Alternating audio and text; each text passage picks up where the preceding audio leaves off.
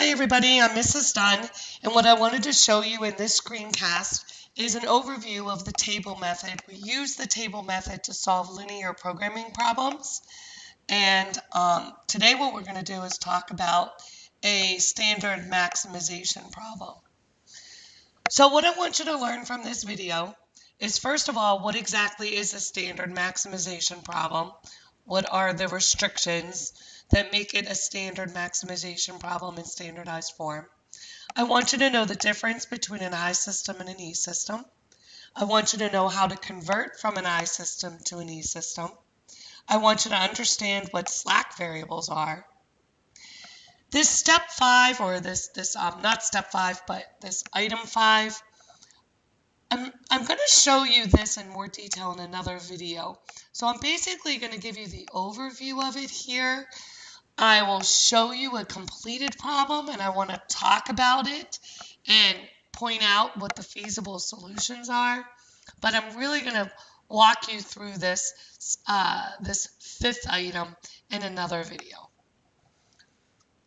All right, so let's get started. So first of all, we have a standardized maximization problem in standard form. Here's what makes it a standardized maximization problem. We have an objective function that we're asked to maximize. We have constraints that are less than or equal to. And the right side of that inequality has positive values, positive or 0, meaning they can't be negative. And our variables x1 and x2 also cannot be negative. So let me go through that again.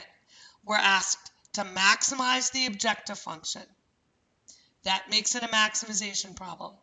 The constraints are less than or equal to, both of them, and we don't have any negatives on the right-hand side, and x1 and x2 have to be positive. That's what makes it standard form. So let's look at our maximization problem. These were the inequalities. So what's the difference between an I system and an E system? Well, it's pretty simple. An I system, I stands for inequalities. So the I system is a system of inequalities. In the E system, the E stands for equations. So the E system is a system of equations. So how did we convert from the I system to the E system? What's different are these two slack variables that we've introduced. Okay, so think about it. We have this inequality that says x1 plus 2x2 is going to be less than or equal to 32. S1, this slack variable, is introduced to take up the slack.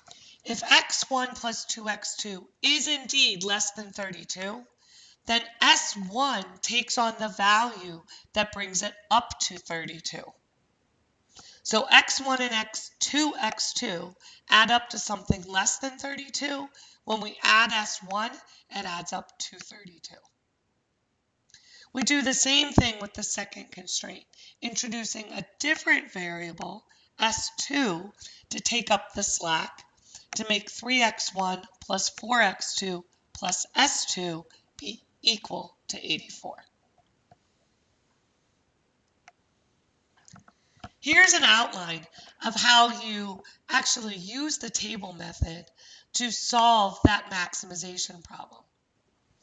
In the first step, we convert the I system to an E system. In the second step, we construct a table. In the third step, we complete each row of that table. And in the fourth step, we complete one more column in the table by finding or using each of the solutions from the table in the objective function. Once again, I'm going to show you this in a lot more detail in another video. This is just an overview. So first we create this table. To create the table, M is a variable that stands for the number of constraints. This formula, n plus 2 times n plus 1 divided by 2, determines how many rows you're going to need for your table. In the example that I am showing you, we have 2 constraints. So m is equal to 2. Substituting 2 into this equation, we get 6. That's why there are 6 rows. There are 6 rows and 4 columns. The columns are for each of the variables, x1, x2, s1, and s2. Okay, so what's the deal with all the zeros?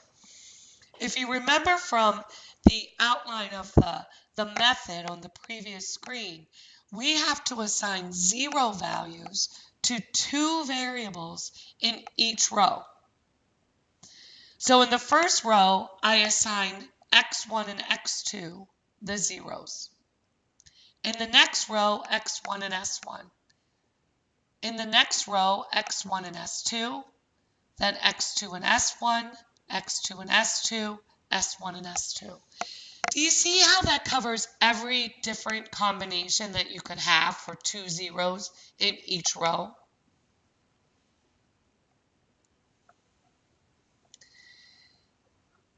This table is completed for you. So after you put those zeros in, then you're going to use the values from each, the zeros. You're going to substitute the zeros into these 2 equations, and that's how you're going to find the other numbers. Like I said, I know this might be too much right now, but I explained how we finish this table in another video. So trust me, I'm going to teach you how to find all these values. But now what I'd like you to do is just look at this table. So this is a completed table. And what I want to do right now is I want to talk about, all right, which of these solutions in this table, because the table is showing you all the basic solutions, which of these basic solutions are actually feasible? Well, the rules are that you can't have negative values for any of your variables. So in any row, if we have any negative values, those solutions are not feasible. We have a negative 10 in row 3 and a negative 12 in row 4. That is why those 2 rows cannot be feasible solutions. The feasible solutions must have positive values for x1, x2, s1, and s2. So we have to cross out row 3 and 4. Those aren't feasible. Okay, so now what do we do with these feasible solutions? Once you have determined which of the solutions are feasible, you're going to create another column for your table. In this column, you are going to substitute the values that you have found into the objective function that we were asked to maximize. So plugging in 0 for x1 and 0 for x2 gives us 0. 0 for x1, 16 for x2 gives us 1,280. We are not going to complete row 3 and 4 because those solutions were not feasible.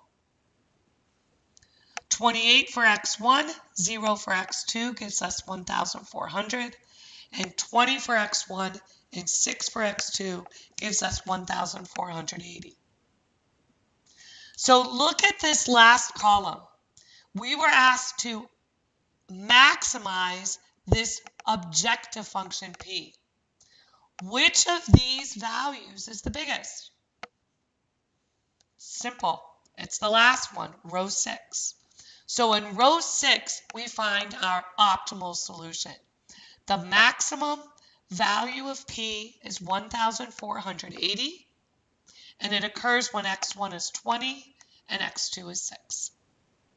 All right, be sure to watch the next video where I show you how to actually complete this table. All right, good luck, guys.